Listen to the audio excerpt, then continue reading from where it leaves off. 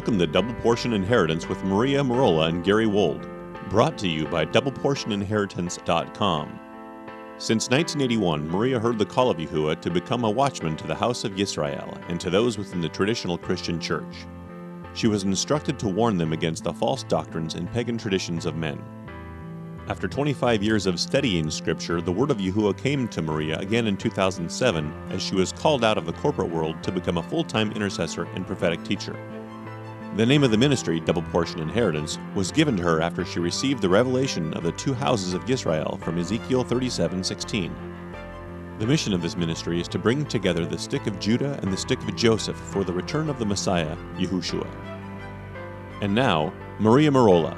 Shabbat Shalom, everybody. Today is June 24th, 2023. This is the second teaching today, and this teaching is called A King of Fierce Countenance and Understanding Dark Sentences.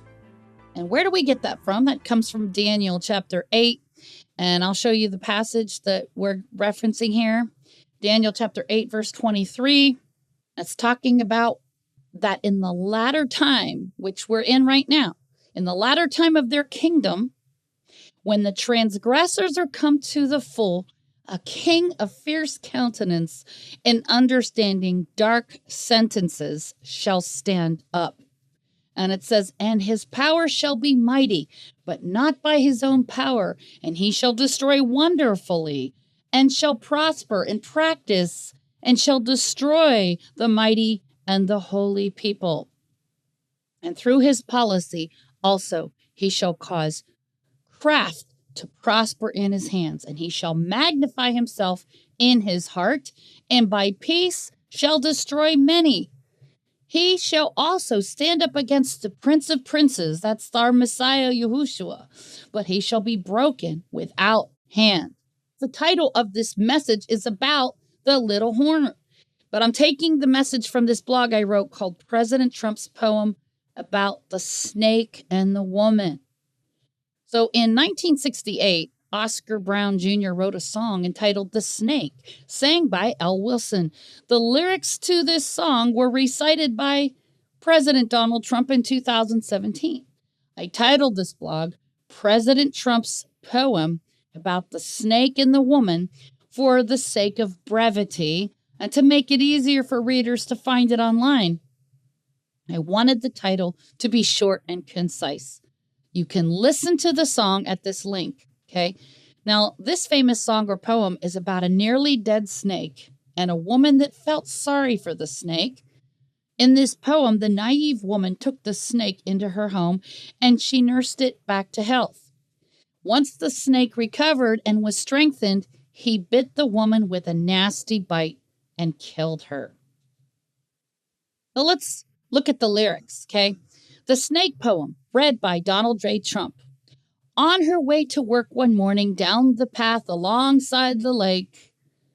And by the way, the name Mar-a-Lago, where Trump lives in Florida, means from sea to lake. Okay, from sea to lake. So down the path alongside the lake, a tender-hearted woman saw a poor, half-frozen snake. His pretty-colored skin had been all frosted with the dew. Poor thing, she cried, I'll take you in and I'll take care of you. Take me in, tender woman, take me in, for heaven's sake.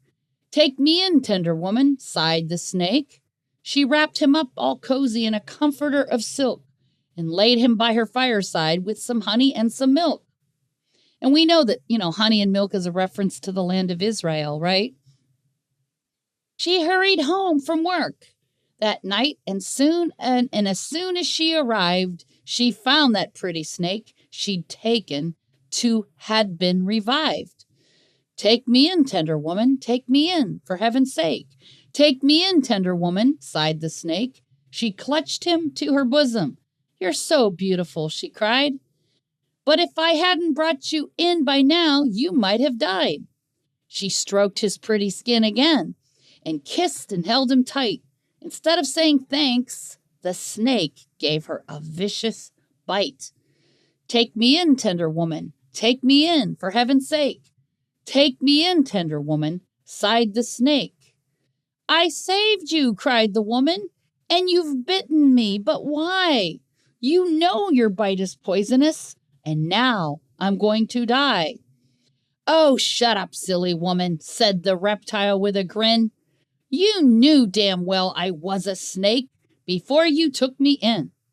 Take me in, tender woman. Take me in, for heaven's sake.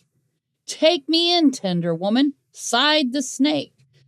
Now you can hear President Trump reading this poem out loud at these links, okay? At the time that President Trump recited this poem in reference to illegal immigration, or at least that's what we thought. That's what I thought, right? But I still thought it was odd. I knew there was something deeper to it, but I couldn't quite put my finger on it. The metaphor was supposedly about the liberal Americans, feeling sorry for the illegal aliens and wanting to allow them into our nation illegally without being vetted. The implication is that the naive woman, which is America, took the deadly snake into her own peril. Although Trump was using this as a metaphor of allowing illegal immigrants into our nation without vetting them, I now see that he was reading this as a signal to the global elites that have chosen him for their depopulation agenda. Now, knowing how the Illuminati planned these events at least 50 years ahead of time, that's what I learned when I read the story of Alberto Rivera, who used to be a Jesuit Catholic priest, and he repented and became born again. He said that the Jesuits of Rome planned these events 50 years ahead of time. So knowing this, it's no surprise that Trump read this poem with a more sinister intention.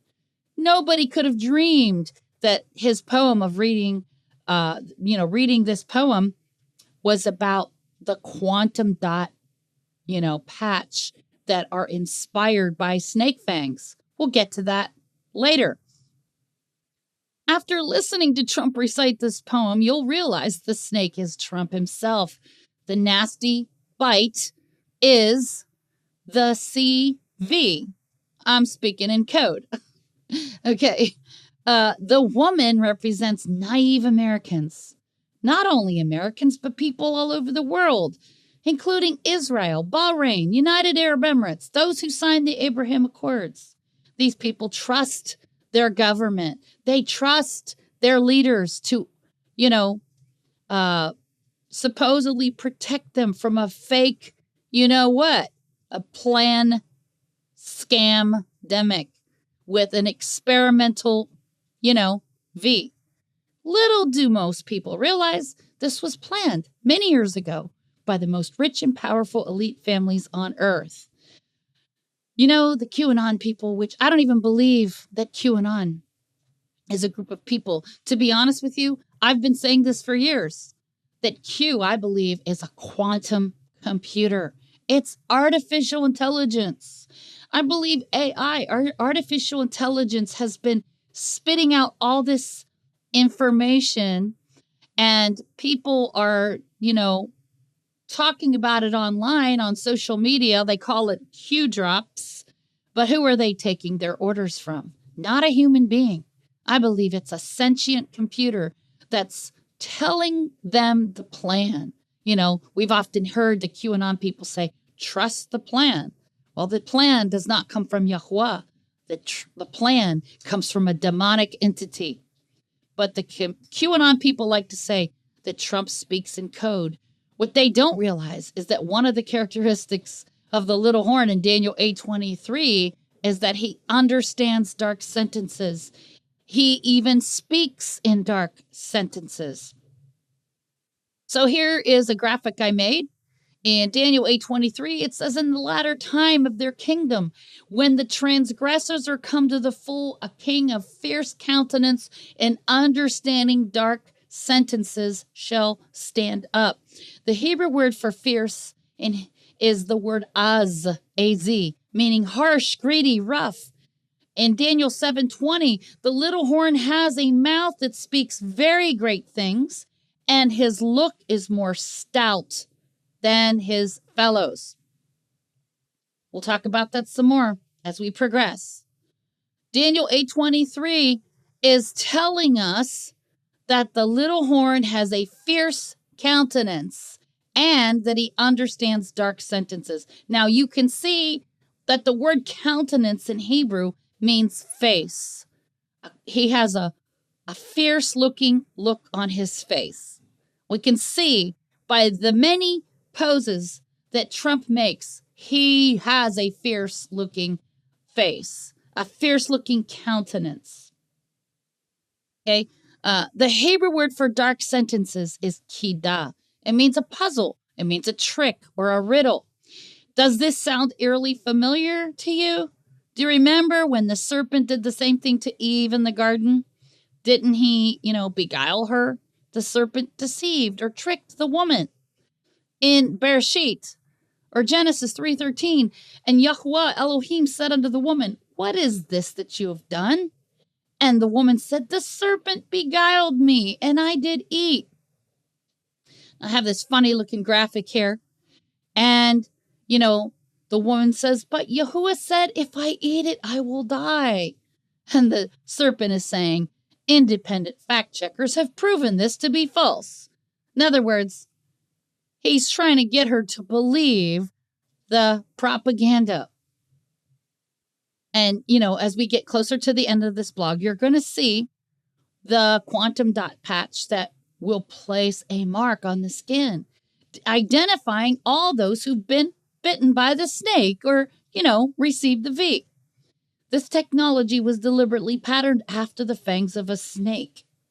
You see, when Trump recited that poem, he was speaking a riddle. He was letting us know that the CV that he funded, it was him that funded it using our tax dollars.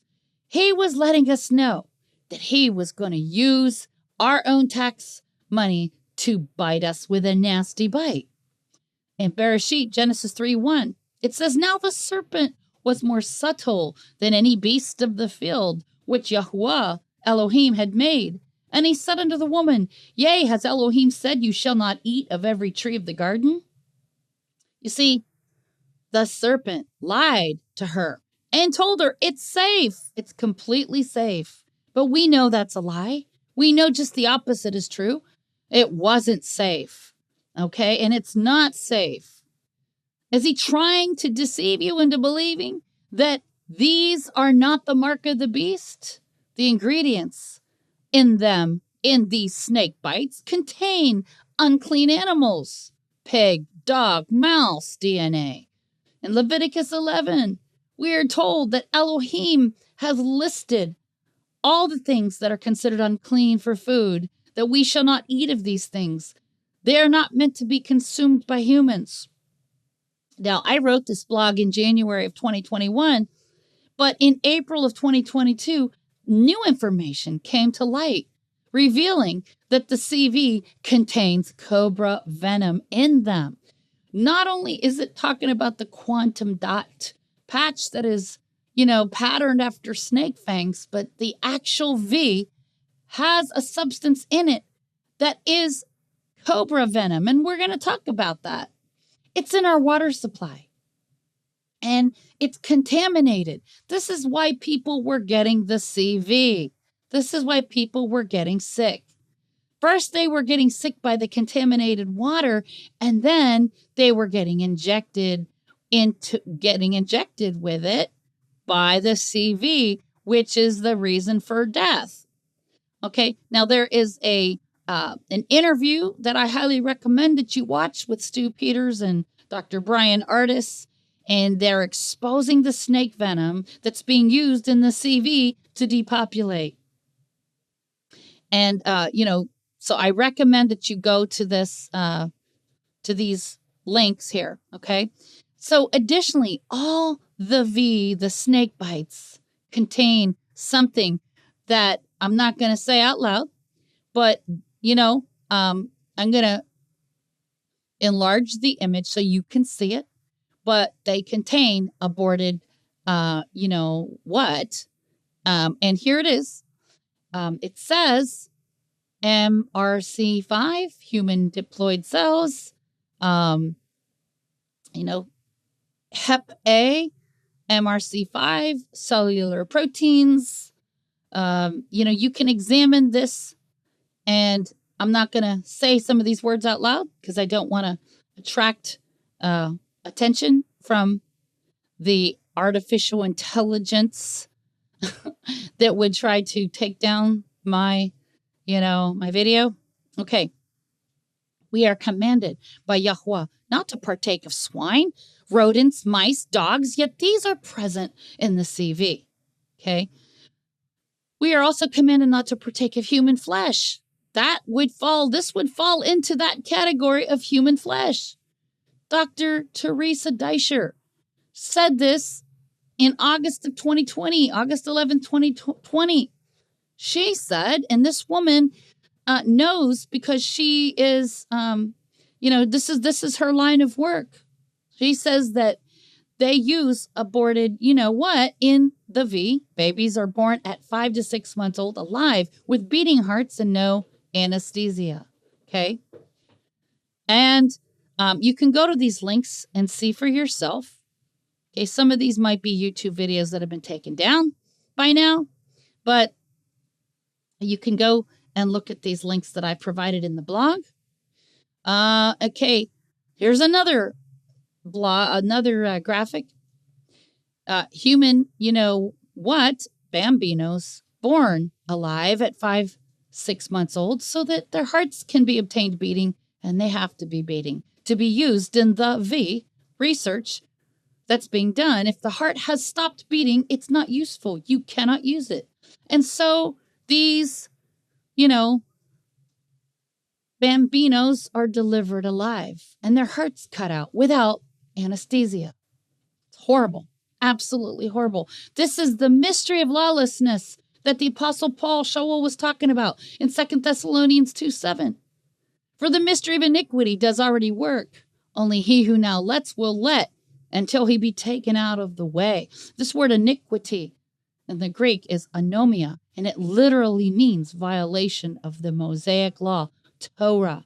You see, the man of lawlessness will convince you to disobey the commandments of Yahweh. Okay. And, incidentally, this video is not going to stay up on YouTube. As soon as we're done with it, we're going to probably take it down and it's going to be published somewhere else. But I'm not going to keep it up because I know that it's probably not going to be good to keep it up. Okay. Now, this is something that Trump said on December 22nd, 2020. Okay. And he says distribution of both is going very smoothly, and he's talking about his snake bites. Distribution of both is going very smoothly. Amazing how many people are, getting the V snake bite. Record numbers. Our country and indeed the world will soon see the great miracle of what the Trump administration has accomplished. They said it couldn't be done. Okay.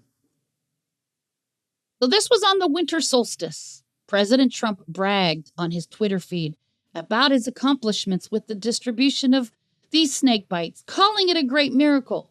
Revelation 13:14 says, and he deceives them that dwell on the earth by means of those miracles, which he had power to do in the sight of the beast, saying to them that dwell on the earth that they should make an image to the beast, which had the wound by a sword and did live. Now, what does this mean? He had power to do miracles in the sight of the beast. Well, you see, the phrase in the sight of, let me look this up for you. It's in Revelation 13.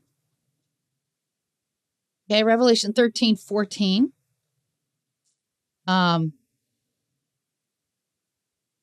Okay.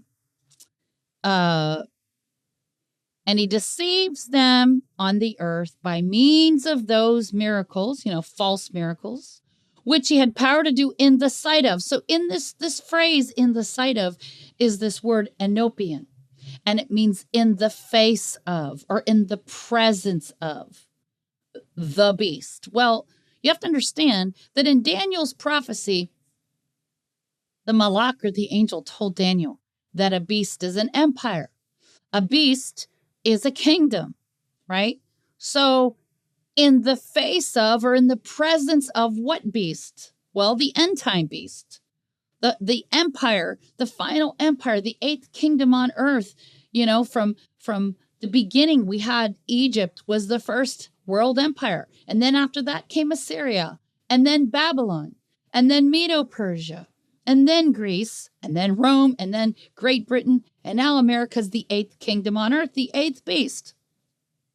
In the sight of this beast, okay, he does miracles in the sight of this beast, in the face of this beast, in the presence of this empire, this beast, saying to them that dwell on the earth that they should make an image to the beast. Well, making an image to the beast has more than one meaning, more than one layer.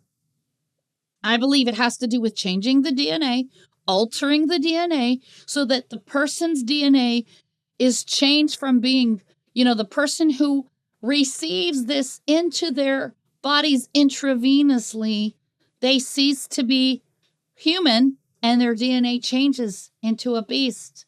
Now, what happens is the name of the Father Yahweh, the Yod-Heh-Wah-Heh, the 4 Hebrew letters to our Father's name, is removed from the double helix, and something else is deposited in its place. It's the number of the beast, 666. So they should make an image to the beast is talking about changing human DNA into the image of the beast. But it also has another meaning, which I'll show you in a little bit what I mean by that. It has another meaning. It has to do with making a physical image, like a statue of some kind, like an AI, like some kind of, maybe like a clone of Jesus from the Shroud of Turin, which the Catholic Church has been trying to do for a while now, for several years. They're going to worship a giant image, probably in the temple. There's going to be a giant image that people are going to be forced to worship this image. Okay? And so it says, which had the wound by a sword and did live. So once again, there's more than one fulfillment of this prophecy.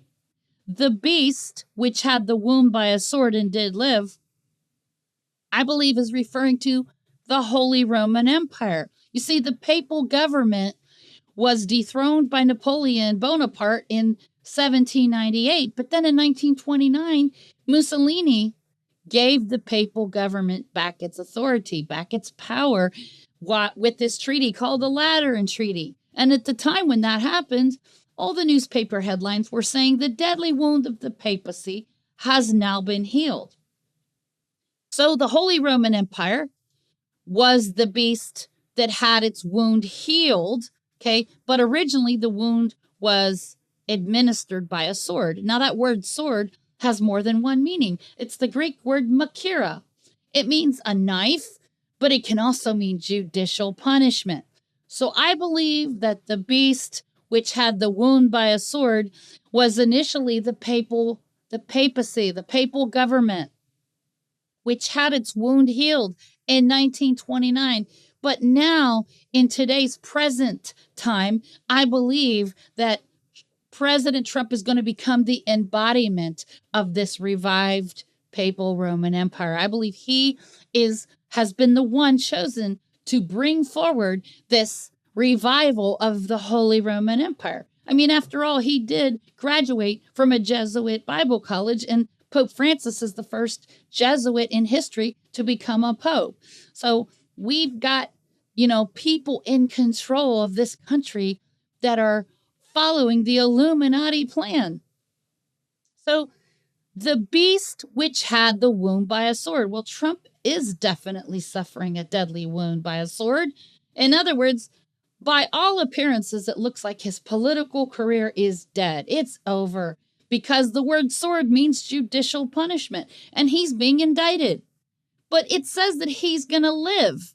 That means that it's going to look like it's over for him. It's going to look like his political career is dead. But then suddenly, all the charges will probably be dropped against him or something like that, something to that effect. Maybe he will go to jail, but maybe somehow he'll get out. Maybe they're going to find all this evidence that he's been tricked, he's been wronged by the left, that the left brought false charges on him to try to destroy his career. And when these things come to light, everybody's that's considered a conservative or a Christian in this country is going to rise up, and they're going to be so angry, and they're just going to want to fight all the more for Trump. Okay. So the beast is talking about the empire itself, but it's also talking about the individual who is going to be the one to head up this beast. So I believe that right now he's suffering a deadly wound by judicial punishment, the sword. But I believe he's going to be revived. But I believe this is all by design. Not only that, but you see, there was a clause in the Abraham Accords, which Trump announced on Twitter on August 13th, 2020. Okay. And they always use the number 13. Okay. He announced it on Twitter on August 13th, 2020, but it didn't officially get signed until it was September 15th, 2020, a month later. He announced this, but it says in the clause of the Abraham Accords that all the citizens of the United Arab Emirates, Israel, and Bahrain, these three countries, that they must cooperate with the distribution and the development of, the snake bites. So he's the one that has spearheaded this whole thing. Now, to view the Abraham Accords document, I gave you a link where you can go and read it. Okay. Now, here's a little excerpt, and I'm going to read this to you. It says, a newly released stamping patch, which I'm going to show you the picture of here in a minute. A newly released stamping patch is inspired by the fangs of a rear-fanged snake, which has Duvernay's gland, but requires no muscle to push the poison. Such grooved fangs facilitate the easy flow of venom through capillary action or the ability of water molecules to flow through the narrow spaces with no assistance from external forces. A research team has invented a medical stamping patch inspired by rear-fanged snakes that delivers liquid drugs within 15 seconds into the skin. The National Research Foundation of Korea on August 1st said a research team led by professors Bae-won Yo from Soonsgil University and Yonghung Anu from Ulsan National Institute of Science and Technology created a flexible microneedle patch that injects macromolecular drugs into the skin fast and effectively. The modern-day syringe, invented 167 years ago, was inspired by the pressure organs inside a front-fanged snake's head that injects venom by using pressure. Did you know that? 167 years ago the modern-day syringe was invented, and it was inspired by the front-fanged snake that injects venom by using pressure. The researchers, however, focused on rear-fanged snakes, which lack pressure organs but can deliver poison within a second. They use the principle of the snake's grooved teeth that make tiny grooves on the skin and allow the easy flow of venom with capillary action or the movement of water molecules through narrow spaces. Now, this was January 9th, 2020.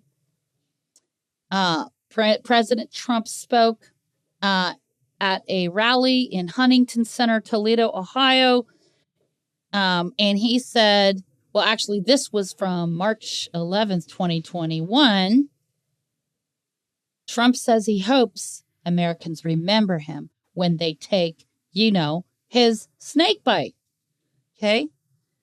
Now, this is trying to make this a little bigger so you guys can see it. So The skin patch was made with 100 tiny needles modeled after snake fangs through semiconductor processing. Each needle is 2 or 3 times thicker than a human hair and functions as a syringe. This new stamping patch can also be used in cosmetics. Hyaluronic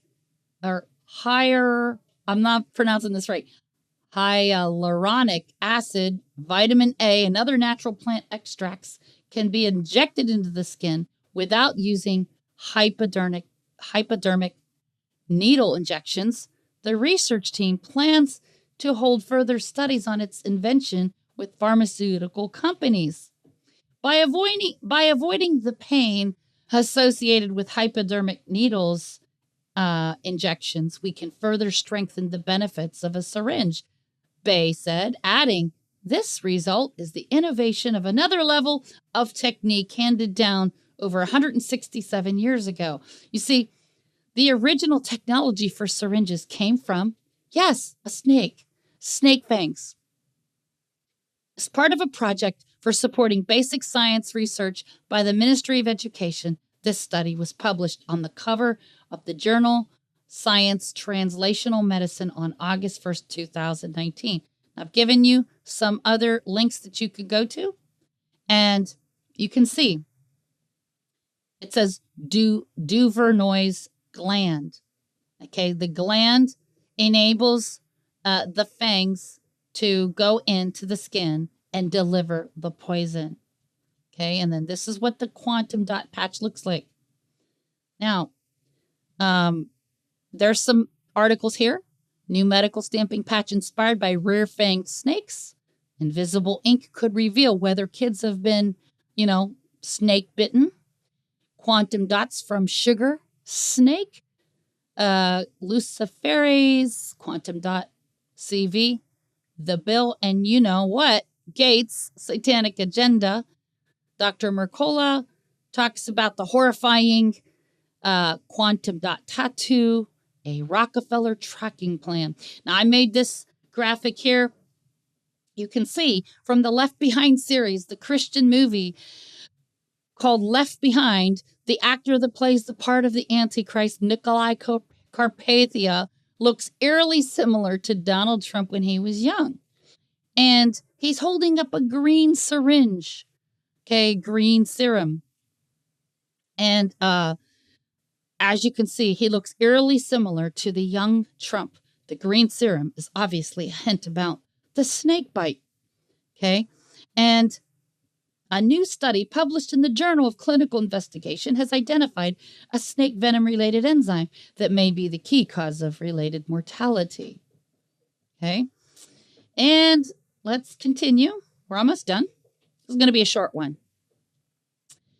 In April of 2022, my husband Gary and I viewed a video with Stu Peters and Dr. Artis revealing that there's a substance that's very similar to cobra venom. Well, it is cobra venom, but it's made in a lab, okay? And the name of this video is called Watch the Water. In 2016, the same year that Trump came into office, they told us in a TV show called The Blacklist that the CV could be in our water supply. Thankfully, Gary and I purchased a Berkey water system in 2015. Another thing I find interesting is that the name Mar-a-Lago is a Spanish word. It means from sea to lake. In Revelation 13:1, it says that the beast rises up from the sea. The word lake is a verb, according to Merriam-Webster. Listen to what it says. I made this graphic. I'm sure that some of you have already seen this before. Those of you who've watched a lot of my videos probably feel like, here we go again. Maria's sharing the same stuff over and over again. And I apologize for the repetition.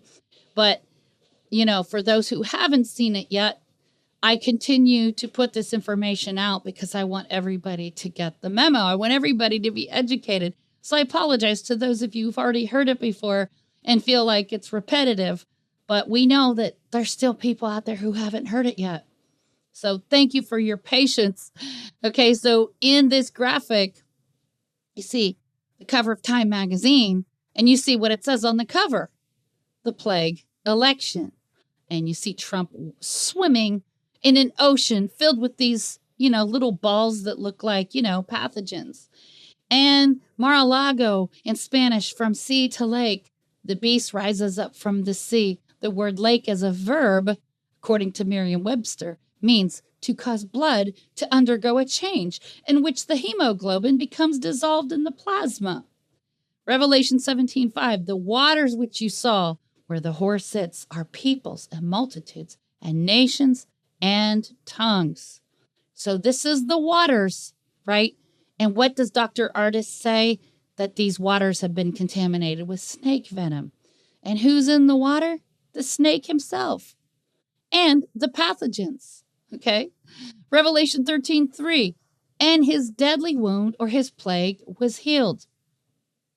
Now, it was in October of 2020 that Trump and his whole family supposedly contracted the you-know-what, but I don't believe they really did. I think that was all a big psyop. But he supposedly miraculously recovered from it. And then he went on Twitter and bragged about how strong his immune system is and how, his DNA and, his plasma can be used for V research. In fact, he even calls this, he calls himself the father of the V. His son, Don Jr., even tweeted, imagine this. Trump gets all better and donates his plasma to develop a C treatment. And then all the liberals have to get the snake bite with Trump's blood. So you see, the beast from the sea has caused multitudes of people and nations to have their blood changed because he says he's the father of the V. Now, when he says that, most people think, he's just being funny. He's being cute. He's just saying that like tongue in cheek. No, I believe he's telling us something deeper than that. I believe that these snake bites really do have the DNA of Nephilim in them. So when he tweeted this on October 5th, 2020, it didn't stay up for very long. It got taken down. Now, most people deny the validity of it and say, that's fake news. But the fact that he tweeted this can be proven by the fact that his son tweeted this the same day. So why would his son tweet this if this didn't really happen? Okay, so those who doubt the validity of this, look at what his son tweeted. They're almost the same. And look, right after he tweets this, he says, OMG, he needs to go donate now. Okay, so yeah, he did tweet it, whether you want to believe it or not. Okay, you can even go to Merriam-Webster's dictionary and look up the definition for yourself if you don't believe me. How many of you remember that when he tweeted this was during the time that, he recovered from the deadly wound, the deadly plague? And see that word in Revelation 13, where it says that his deadly wound was healed, that word wound is plague, okay? See, it's not this word right here. It's this word. Yeah, plague. Deadly wound, plague. Okay, so he recovered from the plague, okay, within 3 days, okay. And so there was a movie in 2010 called Megamind, and interestingly, this movie, which is like kind of like a cartoon, it's, computer animation, it's a funny, cute movie, but the Rockefellers even told us through this film, the global elites are always telling us through film what they're doing. But the Rockefellers came out with a plan that same year. And they called it Operation Lockstep. Okay? And so it's no surprise the movie came out the same year. And in the movie, we see Megamind, who has something called a holo watch, which is sort of like a hologram watch. It's kind of like enables somebody to do a deep fake where they can scan an image of somebody and change what they look like, sort of like a deep fake. So in this scene, Megamind makes himself look like Marlon Brando in the Godfather movie. And he injects Hal with this DNA-altering substance. And then he says to Hal, I am your father. I am like your space dad. Well, Trump's the one who developed Space Force. And for those of you who don't know what Space Force is, it's not for space exploration. Not saying that won't be part of it, but the main reason for Space Force is for surveillance, satellite surveillance of those who have received the snake bite, those who have little chips inside of them. That's what Space Force is all about. So here you have this guy who is supposed to be the godfather, and he says, I am like your space dad. So, I wrote here in the film entitled Megamind from 2010, there's a scene where Megamind, who shapeshifts into Marlon Brando from the Godfather movie, he tells Hal, I am your father, after he injects him with a DNA altering, snake bite. And then what happened? In April of 2021, Trump says, I'm the father of the snake bite. Now, come on, look at that. He's even holding out his hands the same way as Megamind in the movie. I don't think that's an accident. I think they carefully scripted this. It's just too perfect. It's just too perfect. Okay? Now, I'm going to be talking about this briefly because I have a family member that I just talked to a couple days ago, and this family member doesn't believe that Trump had anything to do with the V. This family member of mine says, oh, no, he has nothing to do with it. She thinks that it's Biden who developed the V. And I'm just like thinking, where have you been? Like, were you in a coma all through 2020? I mean, I didn't say this, but I was thinking it, right? Were you in a coma the whole year of 2020? Okay, so here, and I sent this family member all these links. So here's a YouTube video called Trump Booed for Telling Alabama Crowd to Get the CV. And here you see, this is the cover of the video. He's at a rally in Alabama and they're all booing him. And he's telling them to get it. Okay, so he's pushing it. Even though this family member of mine's saying, no, he's not. He's not pushing it. But he is. And so I sent her this video. She hasn't responded. Just crickets. Okay. And now you got Candace Owen.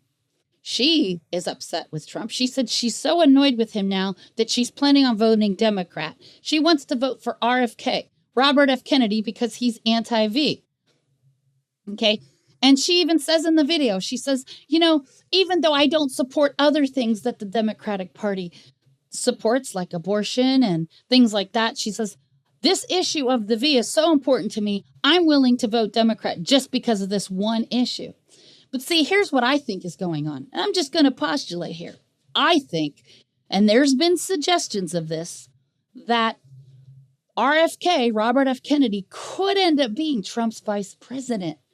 And that maybe this is all part of the Hegelian dialectic that Candace Owen, she even said in this video, she's so annoyed with Trump because she interviewed him and he basically got nasty with her over the V. So maybe they're causing this divide on purpose because this is how the Illuminati do things. They divide and conquer. Okay. First they create the divide and then they bring the two divided pieces back together again. The Hegelian dialectic. So maybe that's what's going on. That's what I'm thinking.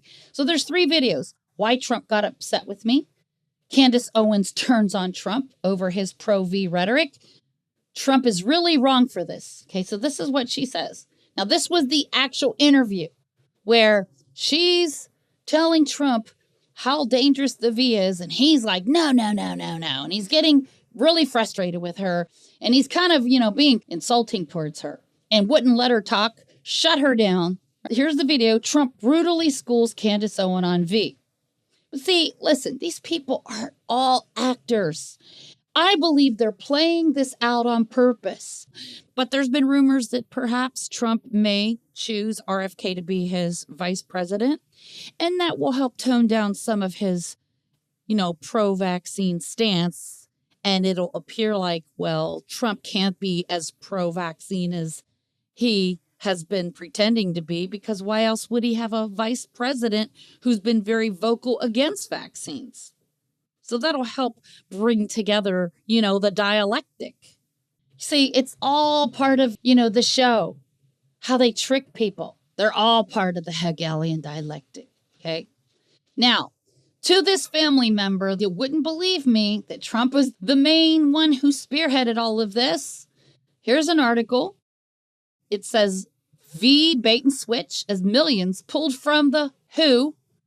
Trump gives billions to Gates-founded organization called Gavi, the V Alliance. See, Donald Trump, Gavi, and Bill Gates.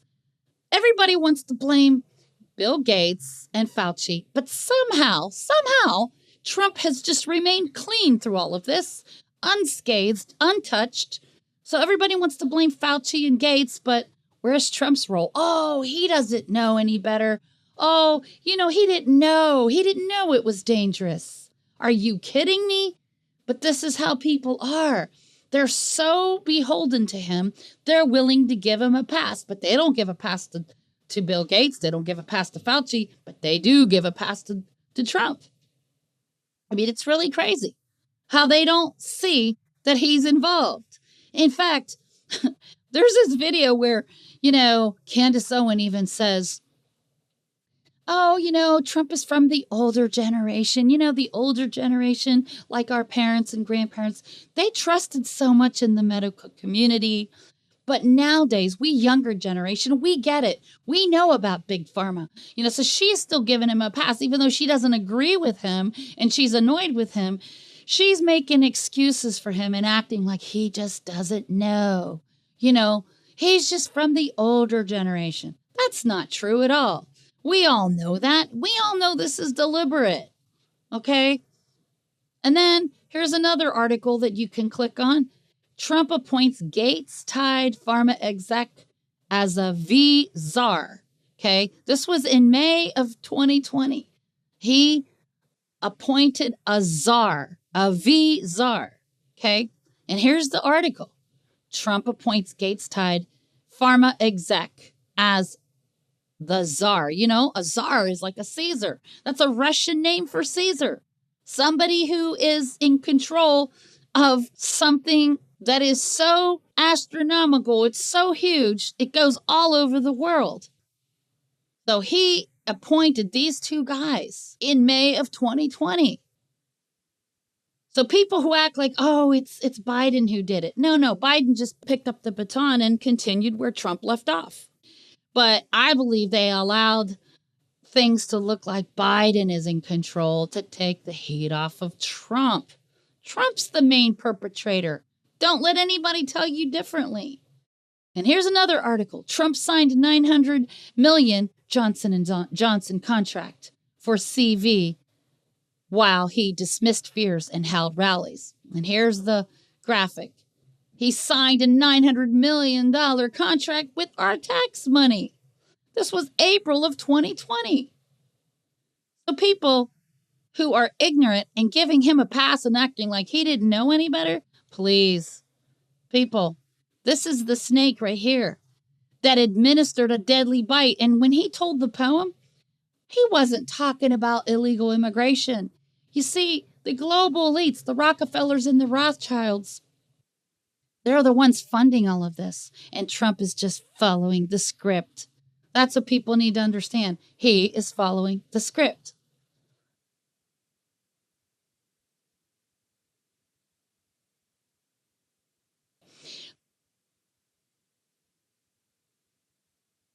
So I have another blog called The Image, Name, and Number of the Beast. Now, on March 21st, 2020, I received a startling revelation from my Heavenly Father, Yahuwah. It was just an ordinary day, and I was washing the dishes in my kitchen, not even praying about the COVID, not even praying about it, nor was I even aware of what was taking place all over the world, when out of the blue, I heard the voice of my shepherd. And he said to me, Maria, go look up the meanings of these two words. Corona and this other word, V. And then he says, go read Revelation 6:2. So I immediately went to my computer and I looked up these words as I was instructed. And here's what I found. I realized as I was reading this that the CV was the first seal in Revelation 6:1, the first seal. And I found out that this word right here, it means crown in Latin. And he actually told me to look it up in Latin because Latin is the language of the beast. And actually, this word comes from the Latin root. And then this word here means poison in Latin. Now, this word bow in Revelation 6:2 is toxon, but it developed into the Latin word toxin. So Revelation 6:2 is talking about an Antichrist leader who's given a bow and a crown to conquer or subdue the world. Now, here's the word history. Toxon in Revelation 6:2 means a bow or an arrow. From this came the Greek toxikon, meaning a poison in which arrows are dipped. Toxikon borrowed into Latin as toxicum, which gave rise to the Latin verb intoxicare, which means to poison. Now, at the time when Yahuwah was giving me this revelation, I didn't realize that 4 years earlier there was a parade in Virginia where they made a parade float of Trump riding on a white horse. I didn't know about that, but I found that awfully fascinating that they were already identifying him as the rider on the white horse. And Revelation 6:2 says, "And I saw, and behold, a white horse, and he that sat on him had a bow." In other words, toxins, poisons, and a crown, authority from the Pope. Because, Pope Francis is the one who gave him the climate change encyclical, and he accepted it. And he went forth conquering and to conquer. In other words, to enslave the world, to overcome and to kill. That's what the word means, okay? It means to conquer, to overcome, to enslave. Okay, so when I discovered that this word bow means a poisoned bow and arrow, I was absolutely stunned. And here are some other links that I'm giving you that you can read if you would like to research further. So I began warning people on social media about this revelation, and I was met with sharp hostility and rebuke. The first level of deception that was present within the community of believers was that they didn't believe that this was a hoax. They thought that the scamdemic was real, okay? In 2 Thessalonians chapter 2, starting with verse 8, it says, "And then shall that wicked be revealed, whom Yahuwah shall consume with the spirit of his mouth, and shall destroy with the brightness of his coming, even him whose coming is after the working of Satan, with all power and signs and lying wonders, and with all deceivableness of unrighteousness in them that perish, because they receive not the love of the truth that they might be saved. And for this cause Elohim shall send them strong delusion, that they should believe a lie." In verse 12, "that they might all be damned, who believed not the truth, but had pleasure in unrighteousness." Our Messiah also warned us in Matthew 24. In Matthew 24:24, our Messiah said, "For there shall arise false messiahs and false prophets, and shall show great signs and wonders, insomuch that if it were possible, they shall deceive the very elect." Now, this Greek word possible is dunatos, sometimes pronounced as dynatos. It means powerful. It's where we derive the word dynamite in English. And so what he's saying here is he's not asking a rhetorical question as if to say, gee, is it even possible that the elect could be deceived? No, he's saying it is a powerful deception, and it will be a powerful deception. We know that it will be, because even the Apostle Paul said that it would be a strong delusion. Now, I began sounding the alarm. I began blowing the shofar and warning everybody that would listen about this snake bite, but few would listen. I realized that this CV was indeed the components of the mark. Now, the reason why I say one of the components is because I do believe the mark will also involve the Sunday Sabbath laws as well. Those will be instituted worldwide by the papacy of Rome. And I believe Trump will be part of the Sunday law as well, because he introduced an executive order called Advancing Interreligious Freedoms, which is going to make it illegal to speak out against any religion of the world.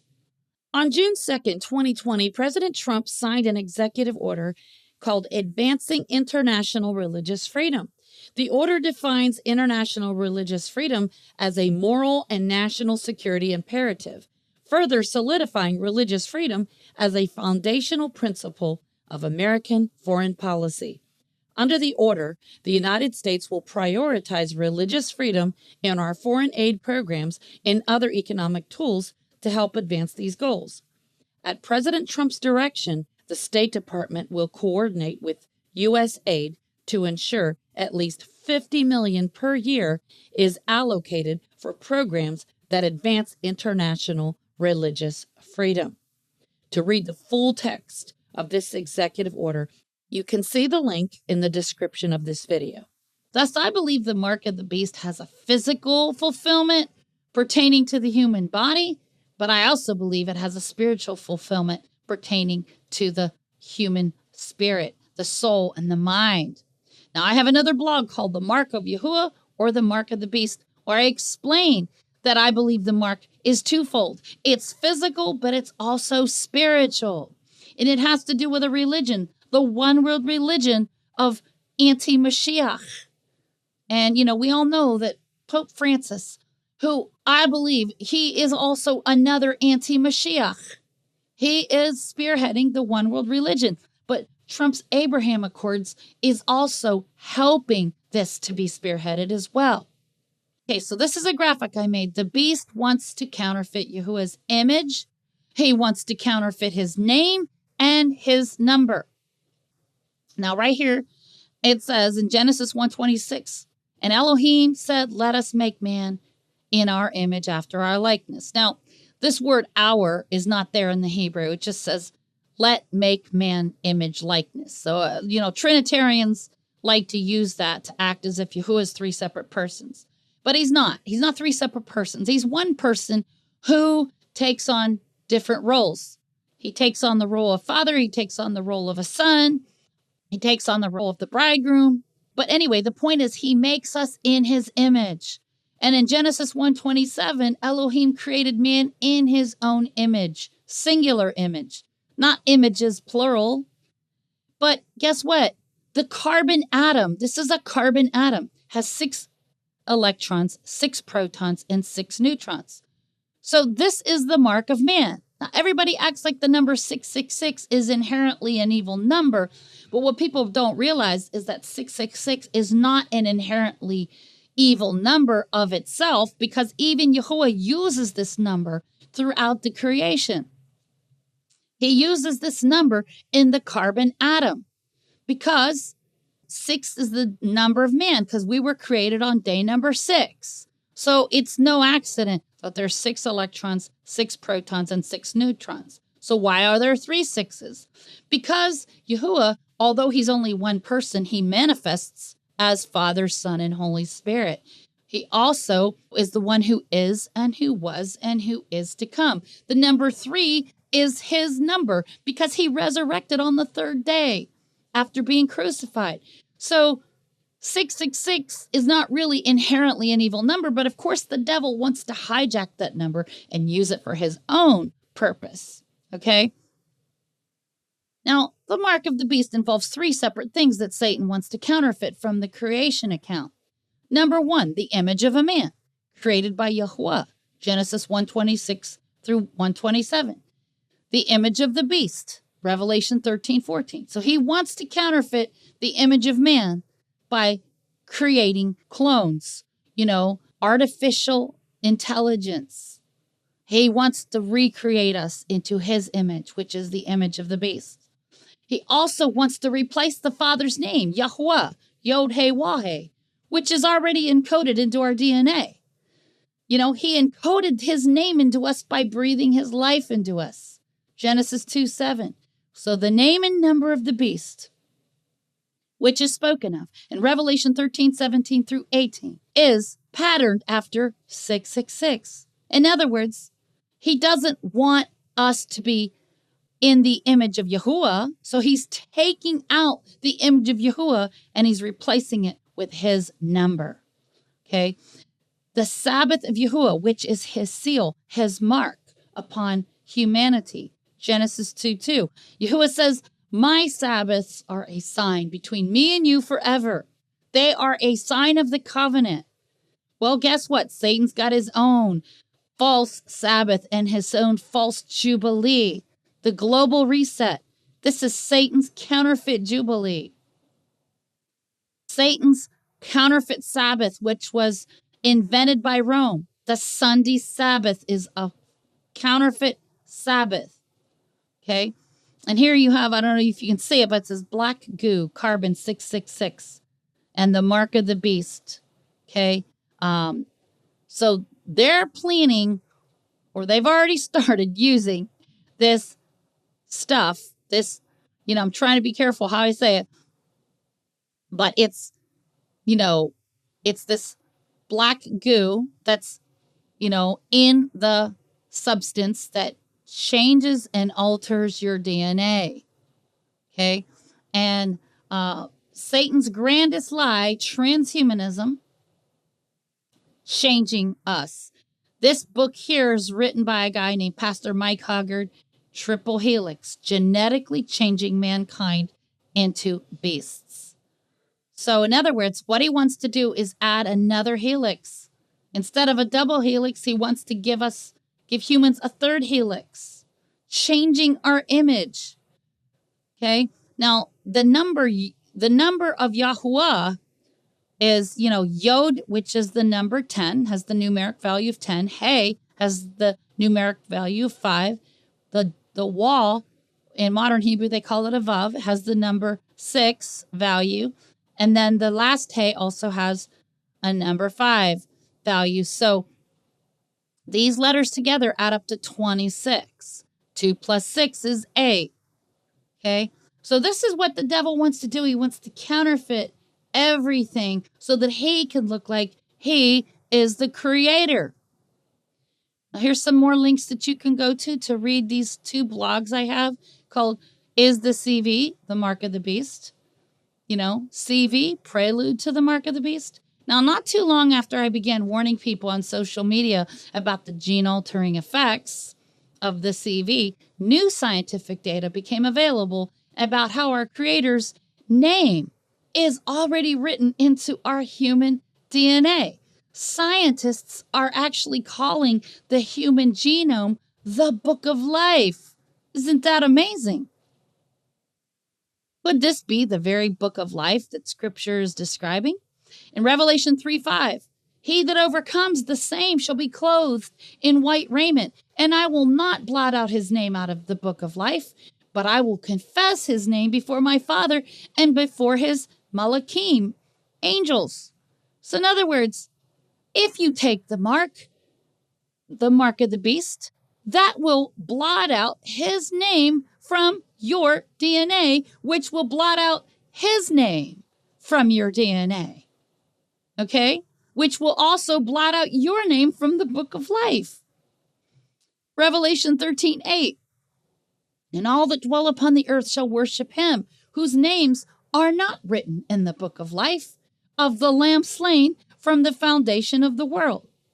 In Revelation 17:8, it says that the beast that you saw was and is not, and shall ascend out of the bottomless pit and go into perdition. And they that dwell on the earth shall wonder, whose names were not written in the book of life from the foundation of the world, when they behold the beast that was and is not, and yet is. In Revelation 20, verse 12, it says, and I saw the dead, small and great, stand before Elohim, and the books were opened. And another book was opened, which is the book of life. And the dead were judged out of those things which were written in the books, according to their works. Now, according to the scientific discoveries that some of these creation scientists have discovered, 60,000 volumes of information are written in our human DNA. Okay? Now, this is a direct quote from this article, and I give the link to it. Now, I agree with most of what's written in this article, but there's a couple things in this article where the guy who authored the article quotes from the Zohar, which is from Kabbalah, and I don't agree with that. But I just had to put a disclaimer. Now, he says the Hebrew letter Het means sin, but that's not true. It does not mean sin. The Hebrew letter Het means an enclosed, fenced-in area of protection. So I don't agree with the guy who wrote the article on that point.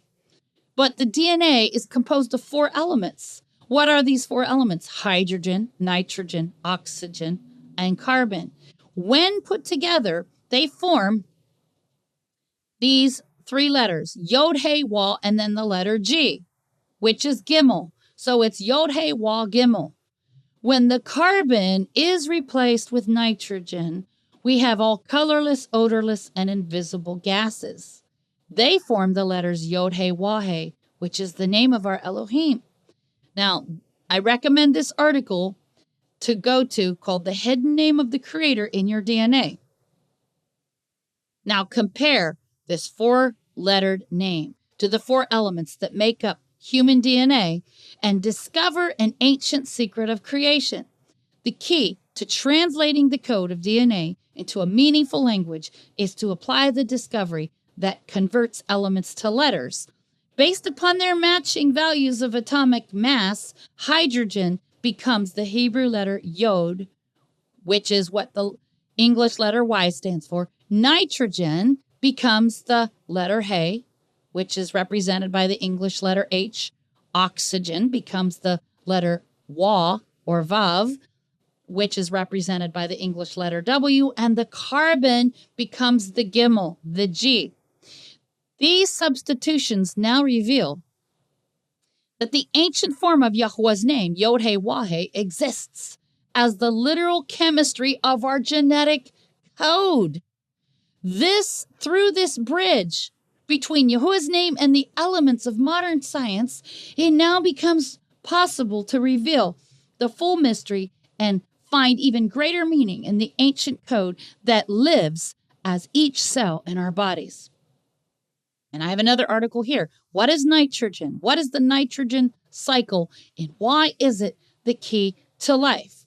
Okay, I'm going to explain something about that. What exactly is the nitrogen cycle? The nitrogen cycle is a repeating cycle of processes during which nitrogen moves through both living and non-living things. The atmosphere, soil, water, plants, animals, and bacteria. Microscopic living organisms that usually contain only one cell and are found everywhere. Bacteria can cause decomposition or breaking down of organic materials in soils. In order to move through the different parts of the cycle, nitrogen must change forms. In the atmosphere, nitrogen exists as a gas called N2 on the periodic table. But in the soils, it exists as nitrogen oxide, NO, and nitrogen dioxide, NO2. And when used as a fertilizer, can be found in other forms, such as ammonia, NH3, which can be processed even further into a different fertilizer, ammonium nitrate, which is NH4NO3. There are 5 stages in the nitrogen cycle, and we will now discuss each of them in turn. Fixation or volatilization, mineralization, nitrification, immobilization, and denitrification.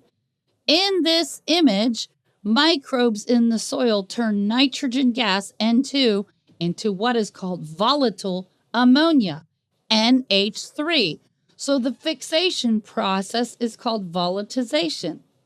When a mineral or chemical, such as nitrate or NO3, drains away from soil or other ground material and leaks into surrounding area, it forms, this is where certain forms of nitrogen, such as nitrate or NO3, become dissolved in water and leaks out of the soil, potentially polluting waterways. In other words, when we are born again of the Ruach or the Holy Spirit, guess what? He gives us the last letter to his name, which is the He. The He is the breath. See, when Abram's name was changed to Abraham, the only thing that changed about his name was the last letter of Yahuwah's name, which is the He. So Abraham was given one extra letter in his name, the He, which means the breath. This is the same numerical value as the atomic mass of nitrogen. When Sarah's name was changed to Sarah, she was given only one extra letter to her name. She went from Sarai to Sarah, okay? So the Hebrew letter He was added to her name. Once again, the same numerical value of the atomic mass of nitrogen. See, our Messiah's name is Yahushua, Joshua, which is spelled with 6 Hebrew letters, not 5 Hebrew letters. I know there's a lot of people that say Yahusha, but that's because there's 4 different ways that the name Joshua is spelled in the Tanakh. And that's because of the lying pen of the scribes. But in the Dead Sea Scrolls, it's been found that Joshua's name is spelled with all 6 letters. Yod, He, Waw, Shin, Waw, and Ayin. You see, when people shorten his name to Yeshua, they are removing the He. They are removing the breath from his name. Okay. The Yod He Waw He code. The mapping of the genetic code known as our DNA is probably the most important scientific breakthrough of the new millennium. Mapping the chemical sequences in our DNA is a breakthrough that is expected to revolutionize the practice of medicine. This discovery has lasting physical and spiritual implications. A direct link can easily be found between the building blocks of life and the creator of the universe. You see, mankind was made with a hidden code within our cells. This code is the alphabet of DNA that spells out our creator's name. Okay? So here's a link you can go to, creator's name in your DNA. So if the snake bite alters and splices your DNA so that you no longer have the name of Yahuwah written therein, what do you think this means? I believe this means that every person who takes the mark of the beast will have his name blotted out. You see, every person, I believe, is born with their names written in the book of life, but they choose whether to have their name blotted out or not. This means we are all given an equal opportunity. We are all given the opportunity to choose to follow Yahuwah, to obey him, to obey his commandments. However, those who do not overcome the sinful nature, those who do not overcome Ha-Satan, those who do not overcome the serpent and say no to him, will have their names blotted out. Revelation 3:5, he that overcomes, the same shall be clothed in white raiment, and I will not blot out his name out of the book of life, but I will confess his name before my Father and before his malachim, his messengers. See, the Greek word overcomes is nikeo. It means to prevail. It means to conquer. You see, in Revelation 6:2, the rider of the white horse means to prevail against us, to conquer us. But we must overcome him. And he might kill the body, but he cannot kill the soul unless you let him kill the soul. In Genesis 28, the patriarch Jacob wrestled with Elohim, and his name was changed to Israel. You know, Ish-Ra'al, that's what it means. One who prevails with Elohim, one who overcomes. You see, that's what the name means. One who conquers, one who prevails, an overcomer. Okay? In Revelation 3:12, we are told, to him that overcomes will I make a pillar in the temple of my Elohim, and he shall go out no more. And I will write upon him the name of my El, and the name of the city of my El, which is New Yerushalayim, New Jerusalem, which comes down out of heaven from my El. And I will write upon him my new name. You see, when Jacob proved himself to be an overcomer, that is when Yahuwah gave him a new name to match his born-again experience. I believe that when Jacob wrestled with Yahuwah all night long, his deceptive nature was changed. He overcame, and Yahuwah gave him a new name to match his new born-again condition. In Genesis, Bereshit 28:12, it says, "And he dreamed, and behold, a ladder set up on the earth, and the top of it reached to heaven. And behold, the Malachim, the angels of Elohim, ascending and descending on it." You see, now I believe that this word Malachim could be singular. The Malach, meaning Yahushua. He is the Malach, the messenger of Yahuwah. That I believe that this could be talking about Yahushua himself. Because who's the one that ascends and descends? It's Messiah Yahushua. We are told this in Proverbs 30, verse 4. He's the one that ascends and descends. In Ephesians chapter 4, 8 through 9, he's the one who descended and then he ascended back to the Father that he might fulfill all things. See, Jacob was shown in the dream a spiral ladder, which is thought to be the human DNA. Thus, Jacob's DNA was literally changed by Yahuwah when he wrestled and came face to face with Elohim.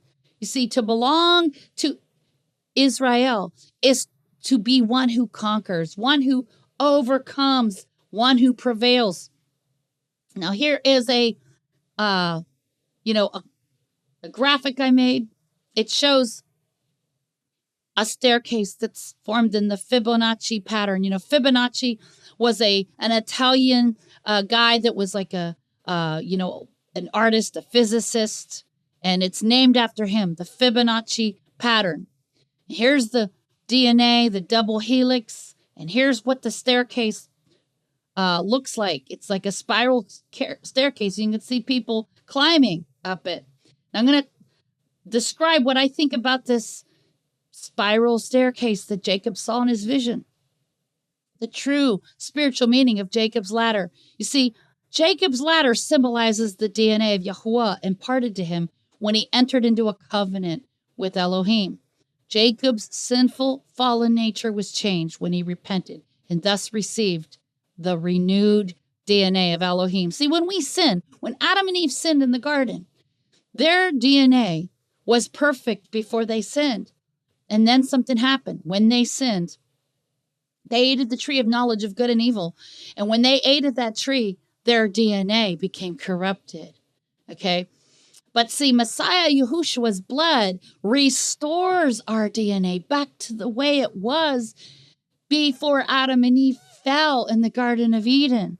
And I believe that's what happened to Jacob. See, I believe when we are born, we have that perfect DNA. And then when we sin, our DNA becomes corrupted. Now, of course, I do believe we inherit a fallen nature from Adam and Eve. I do believe that. But a baby who hasn't had a chance to sin yet hasn't had his DNA, corrupted yet. But see, Jacob wrestled with Yahushua. I believe it was the pre-incarnate Messiah, Yahushua, that he wrestled with all night long. And it says he came face to face with Elohim. This means that he wrestled with the pre-incarnate Messiah so that his life was preserved. Genesis 32:30. Okay? Now I want to look at that up. Genesis 32:30. Okay? Genesis 32:30. Okay, preserved, natsal. It means to snatch away. It means to escape. Okay, to recover, to rescue. So when he says my life is preserved, well, we're going to be taken up to heaven, are we not? So many people in this Hebraic roots community don't believe that we're going to be taken out of here, that we're going to be snatched away and taken to heaven. But Scripture does say that we will be taken to paradise. We'll be taken to the third heaven, just like the Apostle Shaul or Paul was taken to the third heaven. We will be taken there. And I'm going to prove that to you in just a little bit. So stay with me. But this word preserved means to snatch away. So when the bride is taken away, we're only going to be there in Shamayim, in the heavenly huppah with the bridegroom, for 10 days, during the 10 days of awe, during those 10 days between the Feast of Trumpets and the Day of Atonement.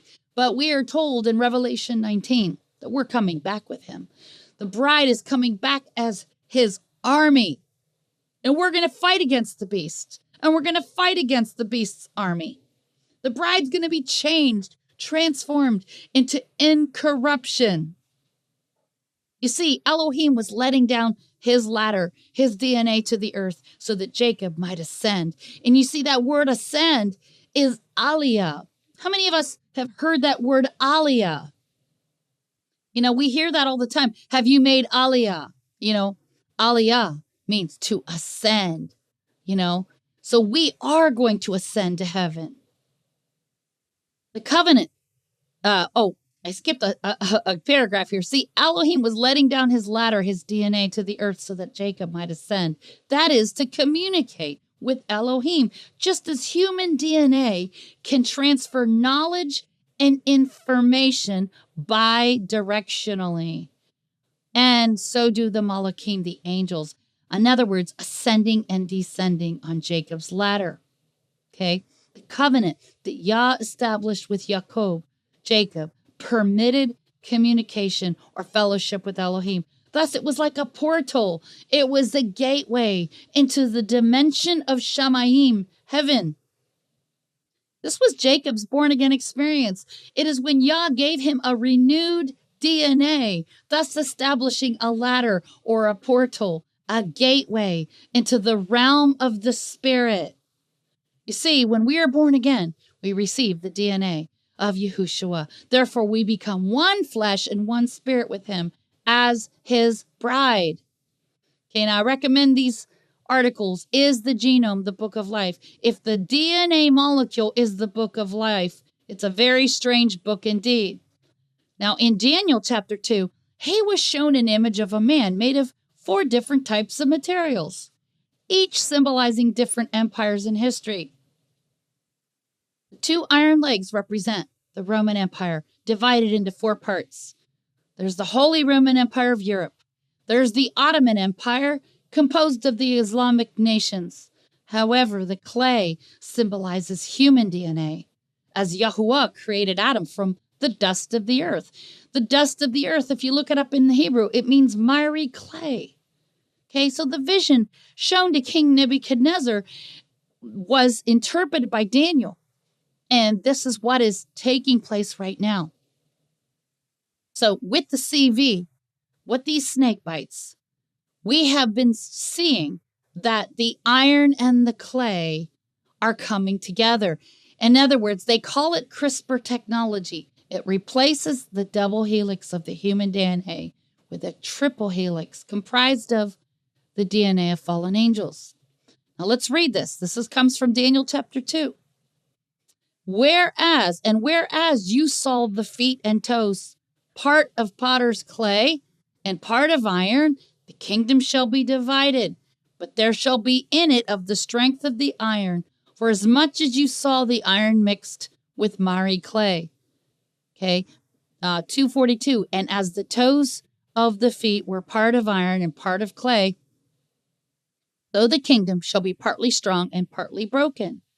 In verse 43, and whereas you saw iron mixed with miry clay, they shall mingle themselves with the seed of men, but they shall not cleave one to another, even as iron is not mixed with clay. Okay, see, Genesis 6 tells us that there is going to be a day in the last days where it's going to be like a repeat of the days of Noah, and we're in those days right now.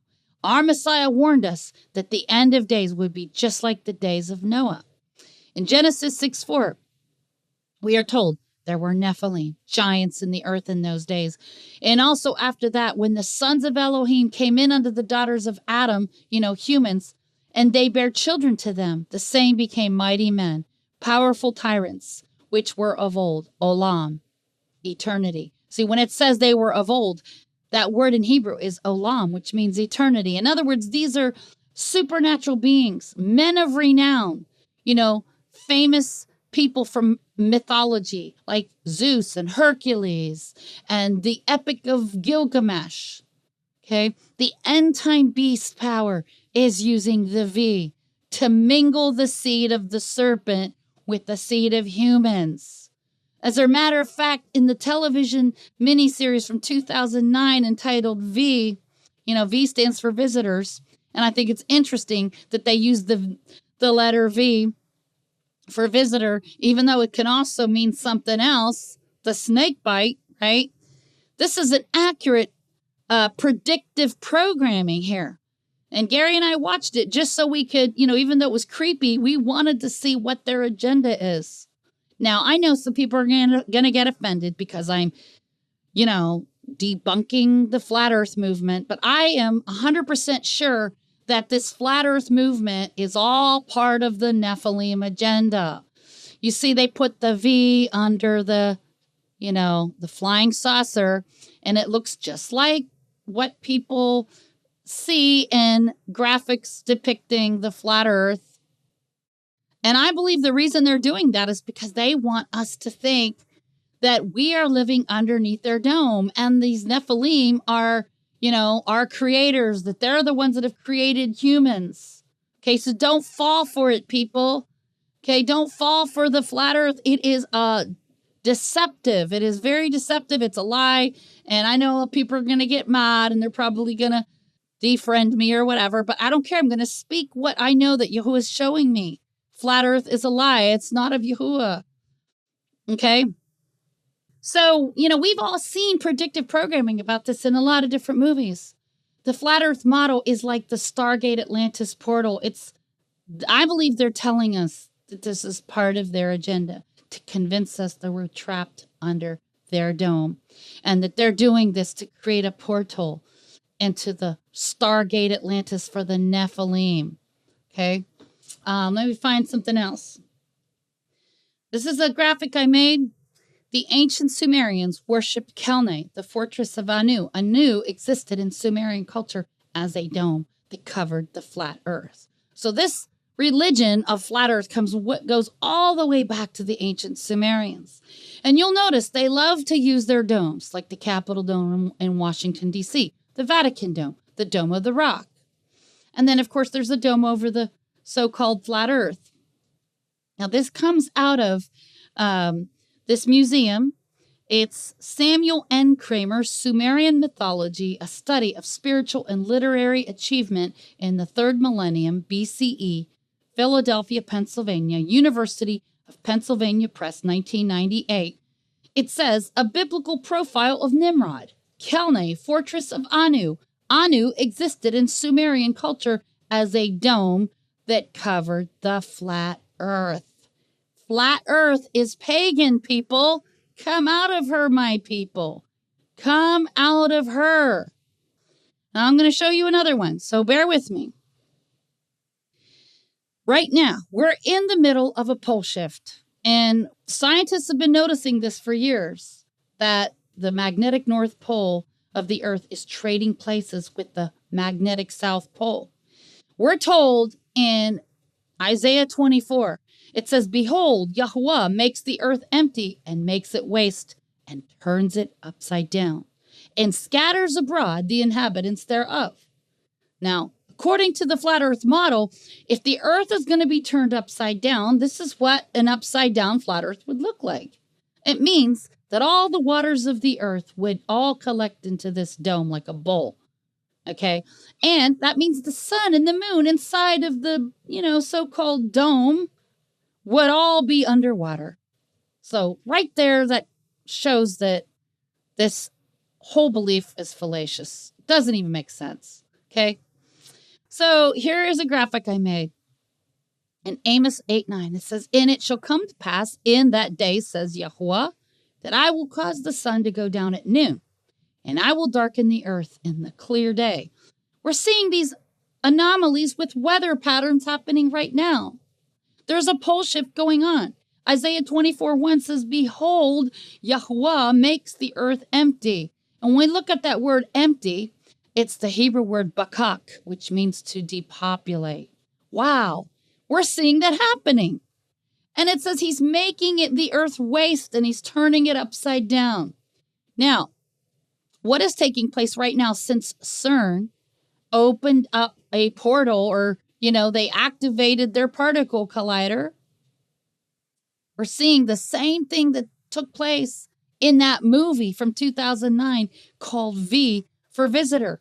In episodes 4 and 5, they tell us in the television series that the visitors are planning to change human DNA to their species of reptiles via they call it the flu. The flu, shot. I have to be careful. You know what I'm saying. So they're trying to change in the TV series. They're changing human DNA with the flu. You know what? Snake bites. See, the 2009 remake of the science fiction film called The V features actress Morena Baccarin. She's the mother of the alien reptile race. In the film, her name is Anna, which sounds very similar to Anu, who was worshipped as the god of the flat earth dome. Okay, now don't you think that's interesting? You'll notice in this graphic that the movie logo shows the giant letter V in red underneath the flying spacecraft, which is a flat disk.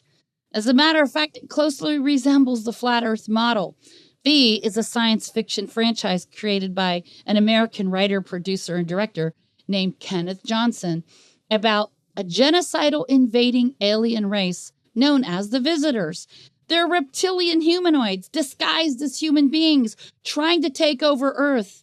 And the human reaction to this, including the resistance group attempting to stop them. Now, I want to show you this again for those who missed it. This comes from Samuel N. Kramer, Sumerian Mythology, a study of spiritual and literary achievement in the 3rd millennium BCE. Philadelphia, PA, University of Pennsylvania Press, 1998. He says, a biblical profile of Nimrod. Kalne, the fortress of Anu, existed in Sumerian culture as a dome that covered the flat earth. People, the flat earth belief comes from Nimrod. It comes from ancient mystery Babylon. Okay? Now, in the summer of 2015, this is when I first began seeing the flat earth Sumerian religion being pushed by the Jesuits of Rome. I was very grieved in my ruach, or my spirit. The Vatican saw the Hebraic movement was a threat to their pagan sun god worship, so they had to find a way to infiltrate the Netzarim, the Hebraic community. And what did they do? They brought in the ancient Sumerian worship of Anu, the god of the flat earth. Now, they want the elect to be deceived into following fallen angels, the Anunnaki. These are Nephilim, okay? You see, in the 1500s, it was the Vatican who martyred thousands of people who did not accept their geocentric flat earth model. See, in the 1500s, the Vatican was the one behind the geocentric flat earth model. Don't believe me? See, this is an article I found online. Does the Bible teach geocentricity? And he talks about it in here. The medieval Catholic Church maintained that the Bible taught geocentricity, i.e., that the sun and planets revolve around the earth, as opposed to what we know as the Copernican idea of heliocentricity, that the planets all revolve around the sun. This situation began with when Claudius Ptolemy of Alexandria restated the ancient Ptolemaic geocentric theory in the 2nd century after Messiah, and was able to predict the motion of the celestial bodies with far greater accuracy than the existing theory of heliocentricity. Somewhere along the line, scientific dogma became enshrined in theological dogma, and passages in the Bible were found to consecrate Ptolemy's theory. According to the theologians, man was the focus of Elohim's creative act, and therefore the earth must be the center of Elohim's creation. After all, if we were dwelling on one average planet, rotating around one average star in one average galaxy in an infinite universe, how could we be the sole focus of Elohim's attention? And why should his only son be sent just to the middle planet as the Bible suggests? Needless to say, this revolution of thought provided great fuel for the atheists, skeptics, and agnostics. According to Paul Steidel, the truth of Elohim's word and the work of Yahushua in no way depend on our position. And if anything, our lack of a unique position in the natural universe is only an illustration of the natural man's lack of a unique position before Elohim. Okay, so anyway, I'm not going to read the whole thing, but you get the picture. They want us to believe the Catholic Church is the one that was behind the geocentric model, the flat earth. Now, I began to smell a rat when I first noticed. I realized that Donald Trump, who's a graduate of Jesuit Bible College, Fordham University, was also an avowed flat earther, and it was during his presidential campaign in 2015 that the flat earth religion began to be pushed onto the unsuspecting sheep. Okay, now here is a graphic. Donald Trump says the earth is flat, October 31st, 2016. This was something he tweeted. Trump in his flat earth tweets in 2016. Okay, Book of Matthew, folks. The devil took him to a very high mountain, very high, and what did he do? He showed him the whole world. Isaiah 40:22. It is he that sits above the circle of the earth. Crooked Hillary and the environmentalists are paid liars. He misspelled liars. They will be exposed. Okay, so you see, he's pushing this whole narrative. You have to wonder, why would the beast push this narrative? Okay, there's more to it than meets the eye. And I try to stay away from this topic because it's so hugely divisive. But I'm sorry, sometimes it just has to be said because there's other things that tie into it that are very important. Okay, so now I'd like to share a little bit from this other blog I have called Ezekiel and the Parable of the Woman in Matthew 13:33. So this was in May of 2021. I was on the phone with my son Elijah, and he had asked me why 1/3 of any integer of 1, whether it's 1, 10, 100, or 1,000, comes out to 33333 to infinity. However, 2/3 of the same integer comes out to 66666 to infinity. As of October 16th, 2021, Bloomberg published the number of people in the world that have taken the snake bites. This number is based on the tracker that is inside of people's bodies from the microchip implants administered via the snake bites. And you can go to this link to see more. The current world population in 2021 was almost 8 billion, as seen by the chart that I provided below. By dividing 8 billion by 3, we can see where this is heading. 8 billion divided by 3 comes out to 2.6666666 and on to infinity. If 6.6 billion shots have already been administered, and many of these experts in the medical community are projecting deaths from these shots within 2 to 5 years, that will leave us with approximately 2/3 of the world's population that are expected to expire, and only 1/3 who will survive. This totally fits the prophecy of Ezekiel's 1/3 and 2/3. So we see prophecy happening in real time right now with these snake bites. Well, I was amazed that he had this revelation because instantly I understood the meaning of these mathematical equations. My reply to him has to do with the prophet Ezekiel and his Nazirite vow, which ended with him shaving off all his hair. So in Zechariah 13:8, it says, "And it shall come to pass that in all the land, says Yahweh, 2 parts therein shall be cut off and die, but the third shall be left therein." And then In verse 9, it says, "And I will bring the third part through the fire, and will refine them as silver is refined, and will try them as gold is tried. They shall call on my name, and I will hear them. I will say, it is my people, and they shall say, Yahweh is my Elohim." So Ezekiel was told to shave off the hairs of his head and beard and to divide them into 3 parts. The first part, representing the remnant of Israel, was to go inside the corner of his garment where the fringes or the tzitzits go.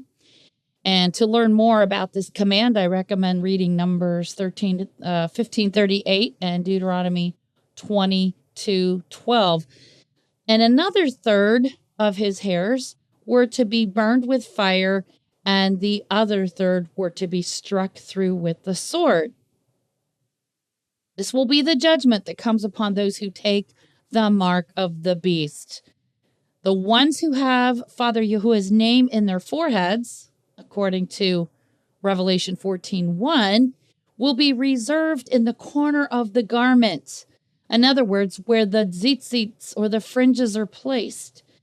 Ezekiel's prophecy aligns perfectly with Zechariah 8:23. It says, "Thus says Yahuwah of hosts, in those days it shall come to pass that 10 men shall take hold out of all languages of the nations, even shall take hold of the skirt," and that word in Hebrew is kanaf, which means the corner of the garment. It says they shall take hold of the skirt or the kanaf of him that is a Yahudi, a Jew, saying, "We will go with you, for we have heard that Elohim is with you." So in other words, the hairs of his head, of Ezekiel's head, do you remember when our Messiah said that the hairs of our head are numbered, and that even if one of our hairs falls to the ground, he knows. He has the hairs of our head numbered. He knows us that intimately. Well, in this account, Ezekiel's hairs are a metaphor for the population of Israel. And so 2/3 are, told that they would be cut off and they would die, and only 1/3 would be spared. So this leads us to the parable of the woman and 3 measures of meal. So the 1/3 and the 2/3 in Ezekiel's prophecy helps us understand this other parable that our Messiah taught.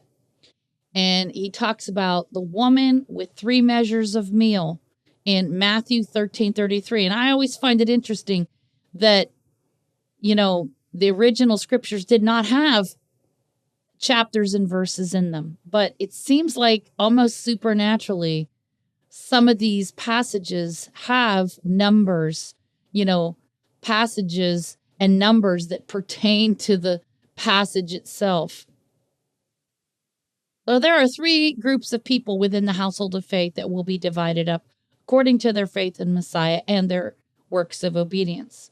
So there's the remnant from the house of Yehuda or Judah. There's the remnant from the house of Joseph or Ephraim. And then there's the remnant from among the Gentile nations that are born again, and they are grafted into the house of Israel. The number 3 represents resurrection, because, our Messiah resurrected on the 3rd day. It also represents witnesses, because we are told out of the mouth of 2 or 3 witnesses, everything shall be established. All right, so also in 1 John 5:7-8, we are told that there are 3 that bear record in heaven, who testify in heaven, the Father, the Word, and the Ruach HaKodesh, the Holy Spirit. The number 6 is the number of humanity, because we were created on day number 6. However, on the 7th day, 7 is the number of covenant. The word 7 in Hebrew, Sheba, means to take an oath. So it's the number 7 that sets us apart. 7 is the day in which we are set apart and enter into covenant with him. Therefore, our Messiah resurrected on Shabbat. He resurrected on the 7th day of the week, just before sundown. This is why he said, "I am the master of the Sabbath. The number 7 in Hebrew, Sheba, means to covenant, to redeem by an oath, to take an oath by repeating 7 times.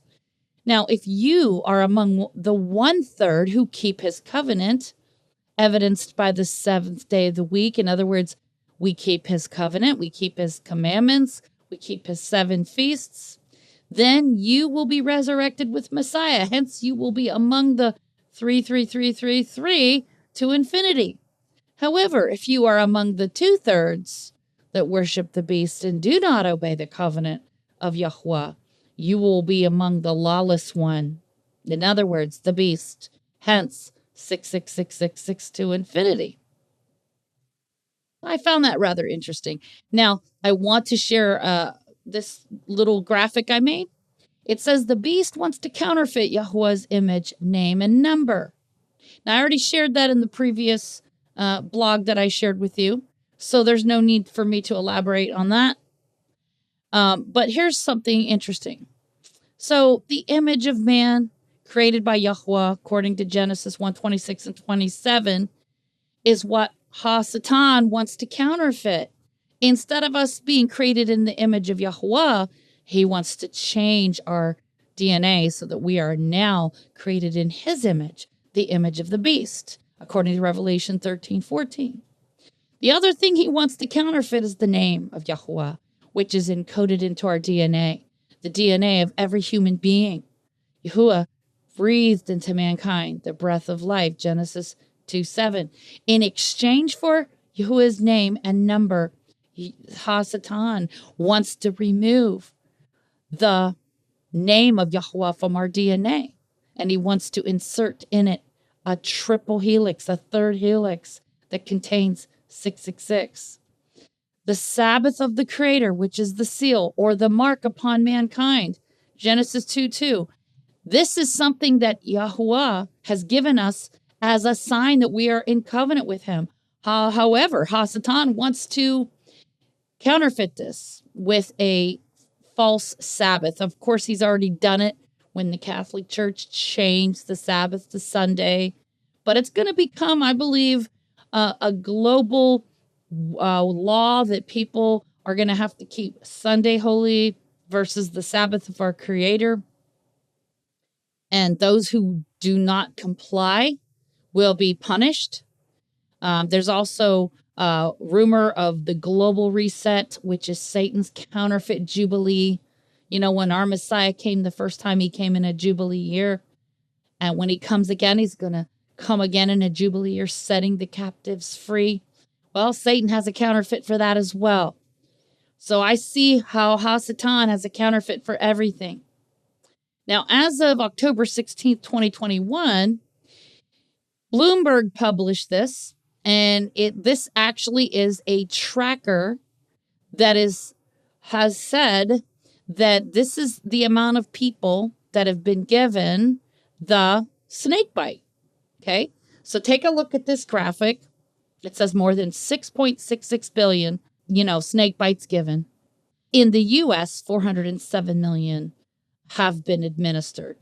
Now, why is this significant? You can go to the link and you can see it for yourself. I'll show it to you. Okay, so October 16, 2021, this is how many have been given. And it shows the map. It shows the world map. Okay, so right here it says the current world population in 2021 is almost 8 billion as seen by the chart below. Okay, so I provided you with a chart. This was in 2021. It was almost at 8 billion. Okay. So at the time when the tracker took 6.66 billion, when we divide 8 billion by 3, we can see where this is headed. 8 billion divided by 3 is 6.66 billion snake bites administered. Okay. And so I just found that awfully, more than coincidental that, that not only does the word for the snake bite have a numerical value of 666, but as of 2021, this is how many people have received it. And it's actually 1/3 of the world's population. And so, you can go and read this blog here called Ezekiel and the Parable of the Woman in 1333. It's just a really quick little blog. It's, but you get the picture. It's all stacking up. All the evidence is stacking up. So for people who want to say, oh, it's not the mark of the beast, there's just way too much evidence that would suggest otherwise. And I've got some links here that you can see here. You can go ahead and read the title here. I'm not going to say it out loud. BG, evil, Illuminati, agenda, using, what? Okay. This is another blog. Final solution. Okay. And let's see. Here we go. Agenda, what? And the agenda is, as you can see on the screen, we all know what it is. Yahuwah is allowing these evil monsters to do this because he's using them to depopulate. In fact, I'm going to share one more prophecy with you real quick. It's in Isaiah 24. And we're in the middle of this right now. It's a pole shift. It says, behold, Yahuwah makes the earth empty. And when you look at that word, it's bakhak, and it means to depopulate. It actually means that. He makes the earth empty and makes it waste and turns it upside down. Now, this has been going on for quite some time now. For the past few years, scientists are noticing that the earth is being turned upside down. The magnetic North Pole is trading places with the magnetic South Pole, and it is creating a lot of anomalies with the weather patterns and so forth. We're seeing more rainbows because the magnetic field is weakening around the earth because of this pole shift. So more radiation is coming through and light refraction from the sun. So this is actually happening. This prophecy is taking place right now. The magnetic North Pole is trading places with the magnetic South Pole, and it's going to cause a lot of anomalies with the weather patterns and possibly tsunamis, earthquakes, and so forth. So brace yourselves and be prepared. But that's all I have for today. Yahuwah bless you and keep you. Yahuwah make his face shine upon you and be gracious unto you. Yahuwah lift up his countenance upon you and give you shalom. We hope you've enjoyed today's broadcast and that you are encouraged in your walk with Messiah. For more teachings, subscribe to our YouTube channel and click the bell to be notified of our latest content. Visit Maria's many blogs at doubleportioninheritance.com. That's doubleportioninheritance.com. This ministry is made possible by the prayers and support of listeners like you. To make a donation by PayPal or Venmo.com, use the email address doubleportioninheritance@gmail.com. That's doubleportioninheritance@gmail.com. On behalf of Maria and Gary at Double Portion Inheritance Ministries, may Yahuwah bless you.